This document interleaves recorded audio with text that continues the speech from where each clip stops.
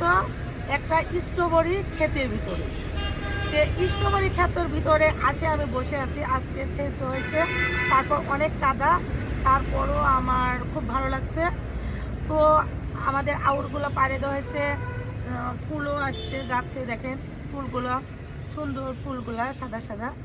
আর যখন হচ্ছে যে আর আমাদের স্ট্রবেরি আমার বেশিরভাগ জোর ফল না হয়, মাইক ফলটা, মাইক ফলটা কেমন জানেন, মাইকের মতো মানে চিকন চিকন। তো ইনশাল্লাহ আশা করা যায় আমার স্ট্রবেরিগুলো আলহামদুলিল্লাহ যা হয়েছে আলহামদুলিল্লাহ, আল্লাহর কাছে লাখ লাখ শুক্রিয়া।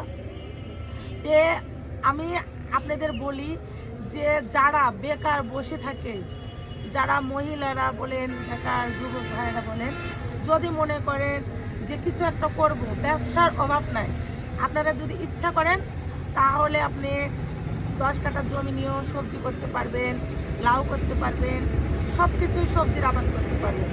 আবার আপনি দেখাচ্ছে অন্য বিজনেসও করতে পারবেন। এ ব্যবসার মানে অভাব নেই, ইচ্ছা থাকলে উপায় হয়। আমি পারলে আপনারা কেন পারবেন না? তাই আমার ভিডিওটা ভালো লাগলে আপনি লাইক কমেন্ট শেয়ার করবেন। আর কল্পনা আপা দিয়ে সার্চ দিলে আমার ভিডিওগুলো দেখতে ভালো যদি লাগে লাইক কমেন্ট শেয়ার করবেন। আল্লাহ হাফেজ।